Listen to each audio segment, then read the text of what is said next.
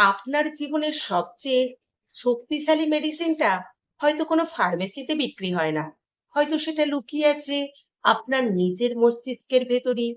মনে করুন, ডিপ্রেশন পীড়িত কিছু মানুষকে একদল গবেষক কয়েকটা সাধারণ স্যাকারিন ট্যাবলেট দিলেন, কিন্তু তাদের বলা হলো এগুলো অত্যন্ত কার্যকর অ্যান্টিডিপ্রেশন পিল। কয়েক সপ্তাহ নিয়ম করে খেলেই আপনারা ভালো বোধ করবেন।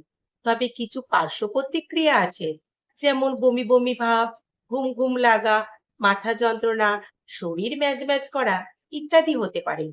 অন্যদিকে আর একদল মানুষকে দেয়া হলো সত্যিকারের অ্যান্টিডিপ্রেসেন্ট মেডিসিন, কিন্তু তাদের বলা হলো এগুলো শুধু স্যাকারিন, এদের কোনো চিকিৎসাগত ক্ষমতা নেই।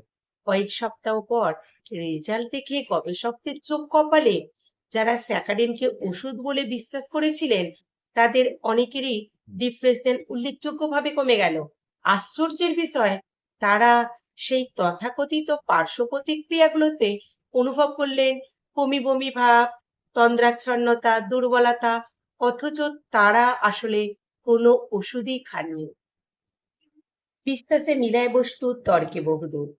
মানুষের মস্তিষ্ক শুধু রাসায়নিকের প্রতিক্রিয়া সাড়া দেয় না, এটি সাড়া দেয় প্রত্যাশার প্রতি, বিশ্বাসের প্রতি। আপনি যদি দৃঢ়ভাবে বিশ্বাস করেন যে কোনো কিছু আপনাকে সুস্থ করে তুলবে, তাহলে আপনার মস্তিষ্ক সেই বিশ্বাসের সঙ্গে তাল মিলিয়ে শরীরের ভেতর একের পর এক জৈবিক প্রতিক্রিয়া শুরু করার ক্ষমতা রাখে। চিকিৎসা বিজ্ঞানে এই ঘটনাকে বলা হয় প্লাসিবো এফেক্ট। এর উল্টো দিকও আছে। যদি আপনি বিশ্বাস করেন কোনো ওষুধ আপনার ক্ষতি করবে, তাহলে কখনো কখনো প্রকৃত ক্ষতিকর উপাদান না থাকলেও আপনি সেই এক্সপেক্টেড অ্যাডভাইস এফেক্ট, অর্থাৎ প্রত্যাশিত পার্শ্ব প্রতিক্রিয়া অনুভব করতে পারেন। একে বলা হয় নেসিভো ইফেক্ট। এবার নিজের জীবনের খুব সাধারণ একটা ঘটনার কথা ভাবুন। প্রথম দিন আপনার প্রচন্ড মাথা ব্যথা হলো, আপনি একটা ডিসপ্রিন ট্যাবলেট খেলেন। আধ ঘন্টা পরে ব্যথা কমে গেল। আপনার মস্তিষ্ক শিখে নিল ডিসপ্রিন মানেই আরাম। কয়েকদিন পর আবার একই ধরনের মাথা ব্যথা হলো। এবার যদি আপনাকে ডিসপ্রিনের জায়গায় একই রকম দেখতে একটি স্যাকারিন দেয়া হয়, তা- তাহলে আপনি বলবেন আমার মাথা ব্যথা সেরে গেছে। আমাদের জীবনে এমন প্রতিনিয়ত ঘটে। একজন ছাত্র যদি বিশ্বাস করতে শুরু করে আমি অঙ্কে দুর্বল, তাহলে সে ধীরে ধীরে অঙ্ককে ভয় পেতে শুরু করে, ভুল করতে শুরু করে এবং একসময় সত্যিই দুর্বল হয়ে পড়ে। অন্যদিকে যে ছাত্রটি বিশ্বাস করে আমি এখনো পারছি না, কিন্তু শিখে নেবই, আস্তে আস্তে অবশ্যই পারবো, আর মস্তিষ্ক সম্পূর্ণ আলাদাভাবে কাজ করে। একই বই, একই শিক্ষক, একই ক্লাস, তবু ফলাফল কেন আলাদা হয়? একজন খেলোয়াড় যখন মাঠে নামে জয়ী হওয়ার বিশ্বাস নিয়ে, তখন তার শরীরের ভঙ্গি বদলে যায়, মনোযোগ বদলে যায়, এমনকি সিদ্ধান্ত নেওয়ার ক্ষমতাও বদলে যায়। বিশ্বাস আর কর্মক্ষমতাকে নতুন উচ্চতায় নিয়ে যায়।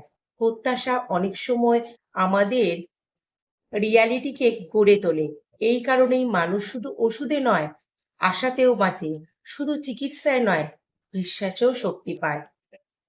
তবে এই কথা ঠিক নয় যে বিশ্বাসই রোগ নিরাময়ের বিষয়। এর জন্য কিন্তু যথাযথ ডক্টরের পরামর্শ ও প্রমাণ ভিত্তিক চিকিৎসার কোনো বিকল্প নেই। কিন্তু এই ঘটনাগুলো আমাদের এক গভীর সত্য শেখায়। আপনার মস্তিষ্ক মেডিসিনের চেয়েও বেশি রেসপন্স করে আপনি সেই মেডিসিন সম্পর্কে কি বিশ্বাস করেন তার প্রতি। আর তাই জীবনের সবচেয়ে শক্তিশালী ওষুধগুলো একটা হয়তো কোনো কাঁচের শিশিতে বন্দি নয়, সেটা লুকিয়ে আছে আপনার নিজের ভেতরেই, আপনার বিশ্বাসের নিয়ন্ত্রণে।